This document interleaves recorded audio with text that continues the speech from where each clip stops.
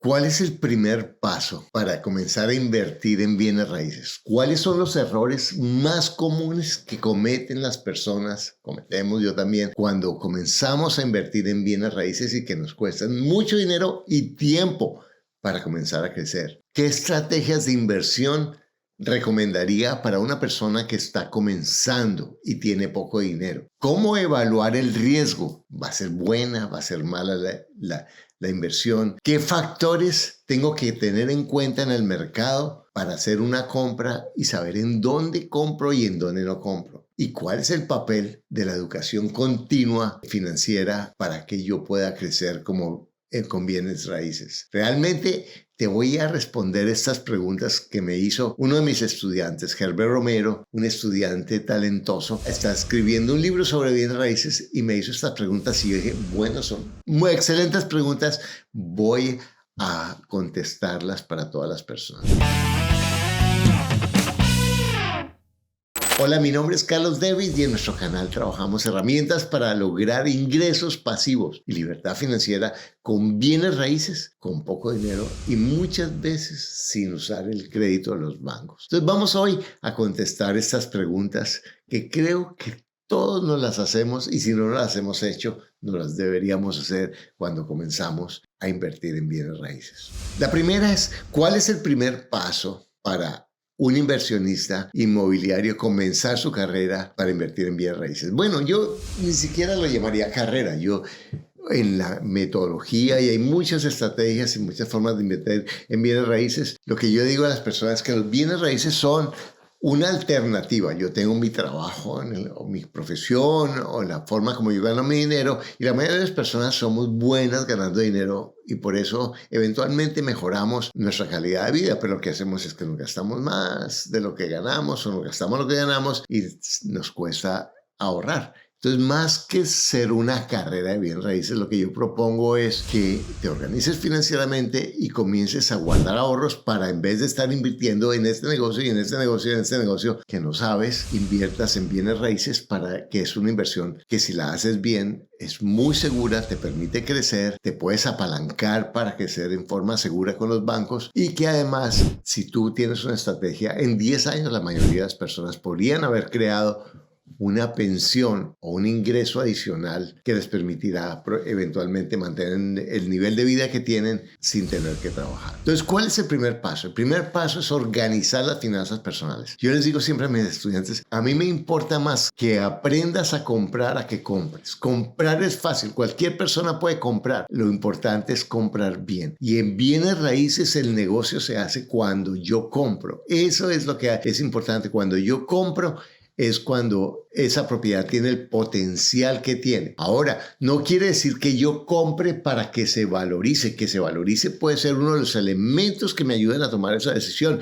porque está en una buena ubicación, lo que sea. Pero en últimas, yo quiero en mis propiedades que me empiecen a dar flujo o a pagar la cuota mensual de la hipoteca y los gastos básicos de impuesto y seguro con la renta de la propiedad. De manera que si yo no voy a vivir en esa propiedad se pague sola. Y si yo puedo repetir eso, de ir creando cuotas iniciales para comprar propiedades que se paguen solas, puedo lograr mi independencia financiera. Yo compro, sí, es que es bueno porque comprar bienes raíces. No, eso es como comprar, de esa manera es como comprar Bitcoin o invertir en la bolsa o ir a Las Vegas, es apostar. Si yo no sé lo que estoy haciendo, no estoy invirtiendo, sino estoy apostando. Entonces, lo primero es organizar tus finanzas personales, decidir cuáles son tus ingresos, cuáles son tus egresos, cuáles son tus deudas malas, comenzar a pagar tus deudas malas, porque la inversión inmobiliaria buscamos una rentabilidad y una rentabilidad puede ser entre el 5 al 10% anual, que eso más la valorización, más el pago de la deuda,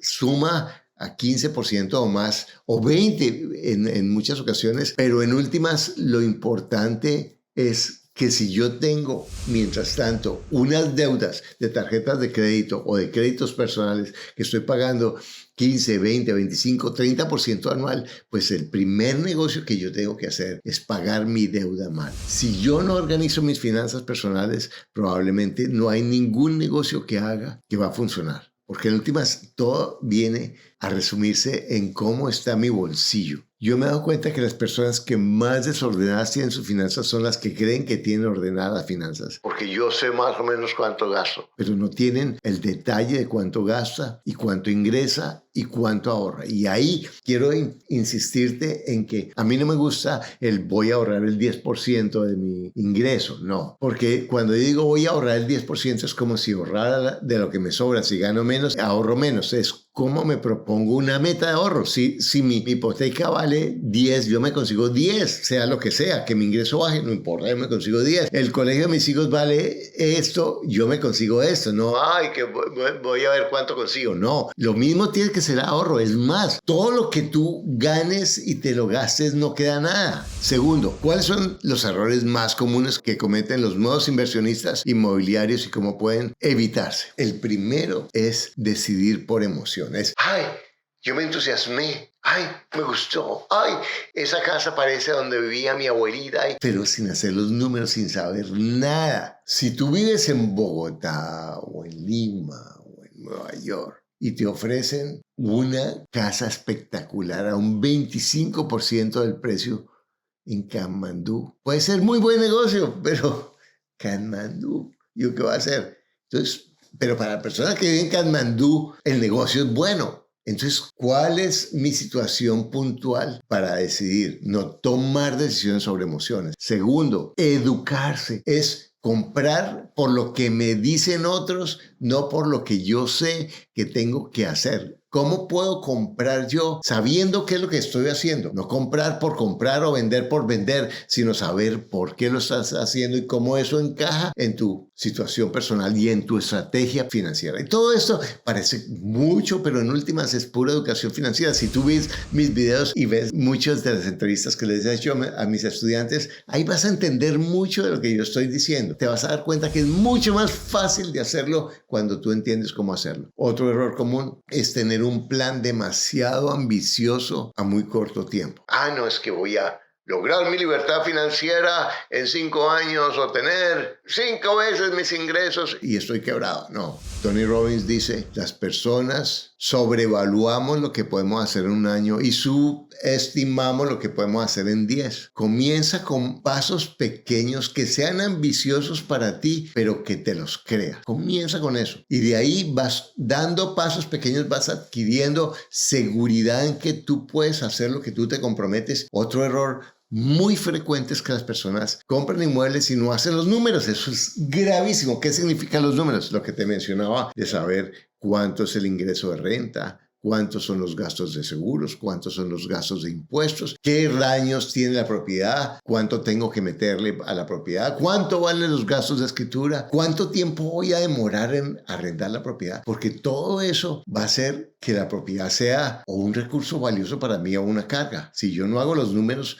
pues no voy a saber qué es lo que estoy haciendo y me va a pegar duro en mi flujo mensual, y comprar o vender una propiedad es costoso y es demorado, y si yo no lo hago bien voy a meterme en problemas. Entonces, hacer los números es fundamental. Y algo que ahorita vamos a insistir en eso es educarte financieramente. Aprende las reglas del juego. Yo les digo a mis estudiantes, antes de comprar, juega a comprar. Así como tú vas al centro comercial y miras, ay, tan bonito el celular y tiene esto, y voy a otro almacén, ay, pero este tiene lo otro, pero es más barato, y juegas con eso, te diviertes. A lo mejor ni has llevado la billetera, pero tú te diviertes buscando ese objeto. Poco a poco tu mente va encontrando cómo hacerlo y por qué tienes que hacerlo y cómo tienes recursos para hacerlo, y lo haces. Eso es fundamental. Educarte y jugar a comprar. Eso es algo que tú viendo mis videos, o si te gustan mis programas y esto tiene relevancia para ti, puedes educarte en forma concreta para hacerlo. ¿Qué estrategias de inversión inmobiliaria consideras que son las más exitosas y por qué? Bueno, hay muchísimas estrategias. En mi libro de un inmueble al año, no hace año,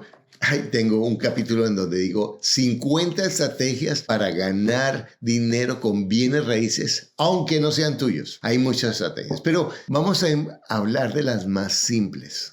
las más sencillas, arrendando habitaciones, convirtiendo el garaje en un pequeño apartamento, poniendo algo en tu jardín que tú puedas rentar, dividiendo la propiedad en dos. Hay muchas estrategias que tú puedes comenzar en forma sencilla para que adquieras seguridad, para que te des cuenta del beneficio tan increíble de esto. Es más, poniendo la habitación o las dos habitaciones de mi tía María, que las tiene desocupadas y entonces las ordeno y se las manejo por Airbnb, ella gana un dinero, yo gano otro dinero. Hay muchas formas de hacerlo, pero lo más importante es empezar a ver qué es lo que te queda más fácil y entender los números. ¿Qué factores del mercado inmobiliario deben ser considerados cuidadosamente antes de tomar una decisión de inversión? Muy buena pregunta, Herbert. Bueno, dicen en Estados Unidos, comprar es location, en dónde está ubicada la propiedad. Y obviamente con respecto a ti. Y lo que yo siempre recomiendo es comprar dentro de un área de máximo 1 hora de donde tú vivas. Entonces, si yo escojo un área, ¿y cómo sé qué área me funciona? Mi bolsillo me dice, mis finanzas me dicen, mi capacidad de crédito me dice, en dónde estoy. Y eso empiezo buscando, como salgo de la universidad, ¿de qué trabajo busco? Empiezo a buscar y empiezo pero es que a mí me gusta esto. Pero a lo mejor necesito esto que no lo tengo. Lo mismo, empiezo a buscar y voy a empezar a ubicar los lugares que tienen potencial económico, que quedan cerca y que yo tengo acceso a ese crédito o a comprar esas propiedades. ¿Y eso cómo lo voy a saber? Buscando.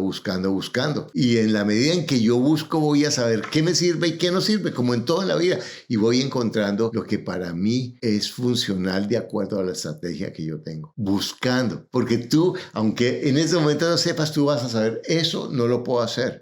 Eso me queda muy lejos. Eso no me gusta. Eso no me sirve.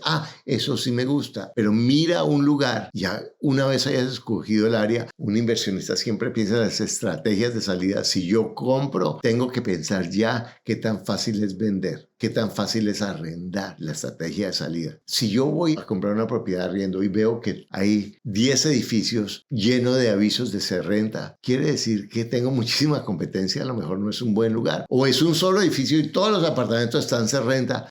¿Será que este edificio tiene algo raro? ¿Cuál es el problema? Y vas a tener en cuenta que vas a tener la competencia de todos los demás que están rentando. ¿O por qué ese edificio tiene tantos letreros? Entonces yo voy y miro y pregunto y hablo con los vecinos, hablo con los celadores, la gente que cuida los edificios, la gente de servicio, y pregunto, es que a mí me gustaría vivir acá, o estoy buscando un lugar para mi hijo, para mi hija, y ¿qué tal te parece el vecindario? Y preguntas eso. Habrá gente que te contesta y habrá gente que no, pero ahí vas a encontrar información increíble. En tu opinión, ¿cómo deberían ser los inversionistas inmobiliarios al abordar el tema de financiamiento y endeudamiento de sus inversiones? Primero, salir de deuda mala. Segundo, ponerte bonito para los bancos de manera que tú encuentres cómo puedes calificar para crédito, porque el crédito es un recurso espectacular. Y una vez tú califiques para el crédito para las entidades financieras y hayas aprendido cómo funcionan los números, que eso te lo da la educación financiera, tú puedes proponerle a la gente que está vendiendo que te financie, la financiación del dueño, que yo hablo mucho de eso. Estoy seguro que la mayoría de los dueños o los vendedores no financian sus propiedades, pero es una forma que me ha funcionado y que a muchos de mis estudiantes me ha funcionado si tú sabes cómo funciona y cómo proponerla. Existe el arriendo con opción de compra, financiación del dueño, existe financiación de bancos,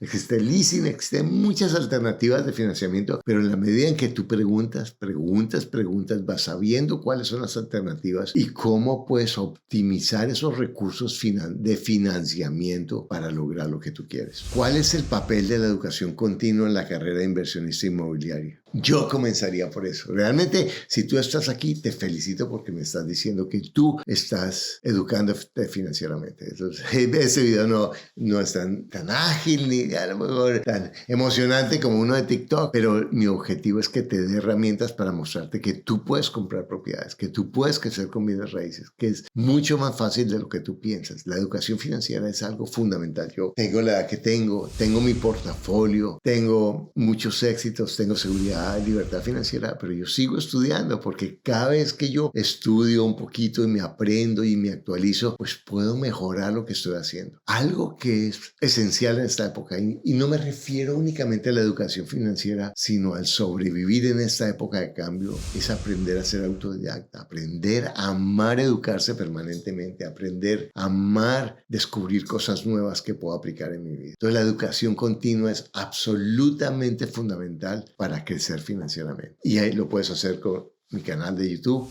casi 1000 videos, entrevistas a personas que empezaron de cero, con problemas, sin problemas, viejos, jóvenes, inmigrantes, no inmigrantes, con papeles de residencia, sin papeles de residencia, con enfermedades, sin enfermedades, solteros, divorciados, de todas las edades. Lo que muestro es que cualquier persona que se comprometa puede crear un patrimonio con bienes raíces. Tengo estudiantes desde 19 años hasta personas mayores que yo. Impresionante.